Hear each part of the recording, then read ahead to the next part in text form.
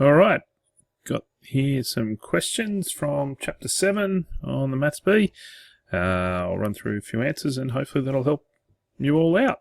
So the first one here, what will an investment of £45,000 amount to after 21 months if it earns 7.5% per annum compounded quarterly? So you can do it as a geometric sequence, but I really find the compound interest formula so much easier, so I'm going to do it that way. I divided by r to the power of n times r. Remember, I is the interest rate, r is the number of rests, so that's the number of compounding periods per year. P is the principal, n is the number of the years. We do it this way, it's pretty easy. You can also use your TVM solver to do this. You just put 0 in for the payment and it works out well. We might do it on the calculator as well. But let's start with this one. So if I'm going to do this, making a list of what we've got first of all is a good idea. So £45,000 obviously is the principal, the interest rate, 7.5%. Little I we write as a decimal in this rule, so 0.075. Oh, that looks a bit better. 21 months. Now, because we want the number of years, rather than trying to figure it out, or, if this is quarterly, some people have to try and figure out just how many quarters is that. Just months, there are 12 months in a year, so I'm just going to write it as 21 over 12. It could simplify, it does simplify that one, you could get 7 over 4, but 21 over 12 is fine, we don't need to do anything else with it, just write it like that. And the last thing we need is the number of rests, which is obviously if it's compounding quarterly, that must happen 4 times a year. So that's 4. Now we just play fill in the blanks, and it all looks after itself. So we've got 45,000, 1 plus 0.075 divided by 4, all to the power of 21 over 12 multiplied by 4, and it's now just a matter of pushing buttons on your calculator to get the right answer. Alright, so we've plugged that in on the calculator, and the answer that you get is $51,249.06. I said dollars, but of course we're dealing with pounds, so that would be pounds. And that's your answer. So the only trick really there is just making sure you get these number of years right and multiplying by 4 for the quarters. Not too bad, that one, though. Let's see how we go in the next one. This is from exercise 7E. And we are told to, that's a little bit better, find A and B if the sum of this particular series equals 8n squared plus 11n for all positive integers n. Well, let's start by looking at what we would have. If I just had n equals 1, that would give me a k plus b, or k would start at 1 and it would stop at 1, so it would just be a plus b. If I look at the second term, if I was adding, so if I'm going up to 2, I'd have a plus b for the first term, plus my second term would be 2a plus b. Just replacing k with 2 would give me 2a plus b. So if I used n equals 3, I'm going to have a plus b, 2a plus b, and then the next term would be 3a plus b. You can see what each of these terms are, can't you? It's an arithmetic series here. Here I've got a plus b as my starting term, so my first term in the series is a plus b, and the common difference, well, it's just going up by a each time, this is the next term, so the common difference equals a. So when we put this into the sum of the first n terms, we've got n over 2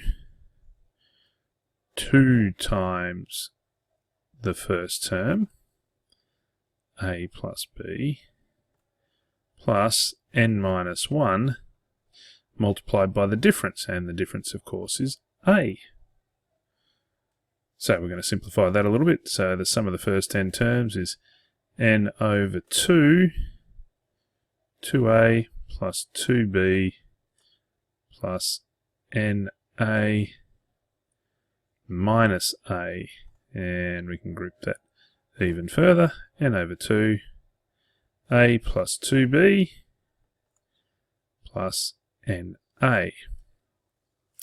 Now, we know what this is equal to because we're told what it's equal to. So this left-hand side, rather than continuing to write Sn, I'm going to say what it is. It's 8n squared plus 11n. Okay, so if I expand the right-hand side, just keeping this 8n squared plus 11n over here, I'm going to have n over 2 times a plus 2b. What I'm doing here, keeping those terms which don't have n, I'm keeping together. So that's a plus 2b times n over 2. And then the next term is obviously going to be n squared times a divided by 2. And here I've got 8n squared plus 11n. And straight away we can equate the coefficient of n squareds and the coefficient of n. They must be equal to the same thing. So now I have a over 2. From the right hand side I've got a over 2 lots of n squared. So a over 2 has to equal 8, which gives me a equals 16. And the same way, this n times a plus 2b over 2 has to equal 11n. So a plus 2b all divided by 2 has to equal 11. I'm going to replace a with 16, so I'm going to have 16 plus 2b equals 22. Subtract 6, divide by 2, and we got b equals 3. So solutions to this one, we have a equals 16 and b equals 3. Okay, so that's a bit trickier than you probably get. Things where you've got to equate the n squared bits together and the n parts together.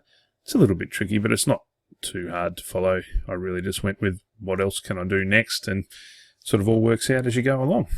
Let's have a look at the next one, 7f. You can see it waiting there for us. Let's have a go at that one. So the sum of the first n terms of an arithmetic sequence is given there. Find its first two terms. So for this one, for a, well, the sum of the first term, so the value of the first term, all I have to do is replace n with 1 in each of those. So I'm going to have 1 times, well, let's write it out. It'll be 1, 3 times 1, plus 11, divided by 2. And so you can see the first term is 14 over 2, 7. But also we've got the sum of the first two terms. So this will be the first term plus the second term. It's going to be 2, 3 times 2, plus 11, divided by 2. Those 2's are going to cancel, which is going to make this nice and easy. 11 and 6, 17. Therefore my first term, so u1, first term, equals 7, and u2, it's going to be the sum of the first two terms minus the sum of the first one term, isn't it? 17 minus 10, 17 minus 7, jumping to the answer.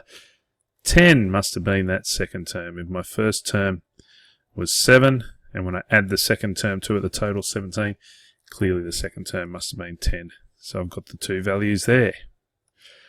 Now what do we do? Find the 20th term. Well, if this is an arithmetic sequence, D is going to be the difference between 10 and 7. So D equals 3.